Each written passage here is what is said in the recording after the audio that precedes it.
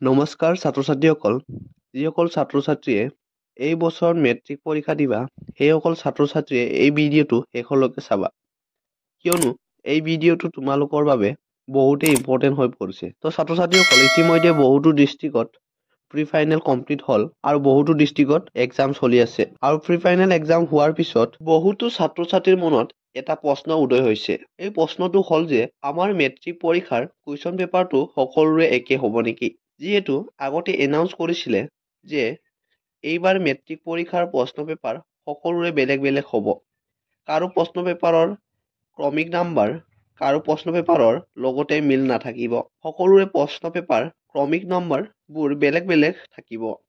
কিন্তু তোমালোকৰ pre final এক্সামত সকলোৰে প্ৰশ্ন পেপাৰ একে আহিছিলে কুৱেশ্যন নাম্বাৰৰ ক্ৰমিক নাম্বাৰ সকলোৰে একে আছিল আৰু তাৰ পিছত ছাত্ৰ-ছাত্ৰীসকলে এইটো প্ৰশ্নটো কৰি আছিলে যে কিন্তু ছাত্ৰ-ছাত্ৰীসকল তোমালোকৰ এই প্ৰশ্নটোৰ উত্তৰ হ'ব তোমালোকৰ মেট্ৰিক পৰীক্ষাৰ প্ৰশ্ন পেপাৰ কিন্তু প্ৰি ফাইনেল এক্সামৰ দৰে নহ'ব তোমালোকৰ মেট্ৰিক পৰীক্ষাৰ প্ৰশ্ন পেপাৰখন যেনেকৈ অলৰেডি এনাউন্স কৰা হৈছে সকলোৰে প্ৰশ্ন পেপাৰ বেলেগ বেলেগকৈ থাকিব ক্ৰমিক নাম্বাৰবোৰ সকলোৰে বেলেগ বেলেগকৈ থাকিব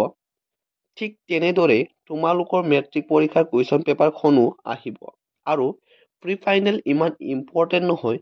যিমান তোমালোকৰ মেট্ৰিক পৰীক্ষা ইম্পৰ্টেন্ট হয় আৰু ছাত্ৰ-ছাত্ৰীসকল তোমালোকৰ প্ৰি ফাইনেল এক্সাম যিহেতু স্কুলে অনুষ্ঠিত কৰিছে যদিও তোমালোকৰ বৰ্ডৰ পৰা প্ৰশ্ন পেপাৰ আহিছে কিন্তু তোমালোকৰ মেট্ৰিক পৰীক্ষা ডাইৰেক্ট তোমালোকৰ চেণ্টাৰত হ'ব আৰু এতিয়া তোমালোকৰ প্ৰশ্ন পেপাৰ কিন্তু সকলোৰে বেলেগ বেলেগ থাকিব সিজনৰ প্ৰশ্ন পেপাৰ আনজনৰ সৈতে মিল নাথাকিব কিন্তু প্ৰশ্ন পেপাৰৰ পেটাৰ্ণ বিলাক প্ৰি ফাইনেল এক্সামৰ দৰেই থাকে কিন্তু তোমাৰ লগতে বহি থকা ছাত্ৰ বা ছাত্ৰীৰ লগত তোমাৰ প্ৰশ্ন পেপাৰখন মিল নাথাকিব গতিকে তোমালোকে এইবোৰ থিংকিংটো মূৰত নানিবা যে তোমালোকৰ প্ৰি ফাইনেল এক্সামৰ দৰেই মেট্ৰিক পৰীক্ষাটোত প্ৰশ্ন পেপাৰ সকলোৰে একে থাকিব আৰু আমি সিজনৰ পৰা আনজন চাই লিখিব পাৰিম এনেকুৱা যদি তোমালোকে মনত ভাবি লৈছা তেতিয়া কিন্তু তোমালোকে পৰীক্ষা হলত গৈ কান্দিব লাগিব গতিকে তোমালোকে সেই থিংকিংবোৰ মূৰৰ পৰা আঁতৰোৱা আৰু এতিয়াৰ পৰাই ভালদৰে পঢ়াৰ ষ্টাৰ্ট কৰি দিয়া যিহেতু তোমালোকৰ পৰীক্ষালৈ আৰু এক মাহ আছে আৰু এই এক মাহত তোমালোকে যদি ভালকৈ পঢ়া আৰু ভাল এটা ৰিজাল্টো কৰিব পাৰিবা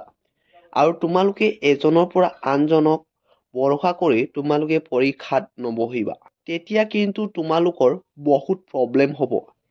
এইবাৰ তোমালোকৰ প্ৰশ্ন পেপাৰখন সকলোৰে বেলেগ বেলেগ অহাটো 100% চিয়ৰ হয় গতিকে তোমালোকে সিজনে আনজনৰ পৰা যেতিয়া চাই লিখিবা তেতিয়া তোমালোকে ফেল হৈ পৰিবা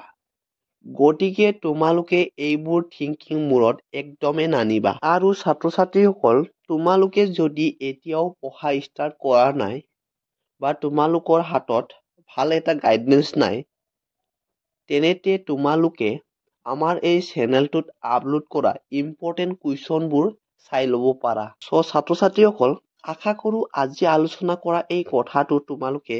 বুজি পালা যদি এই ভিডিঅ'টো তোমালোকৰ বাবে হেল্পফুল হ'ল তেন্তে চেনেলটো সাবস্ক্ৰাইব কৰি এটা লাইক দিব নাপাহৰিবা পুনৰ লগ পাম নতুন এটা ভিডিঅ'ৰ সৈতে আজিলৈ ধন্যবাদ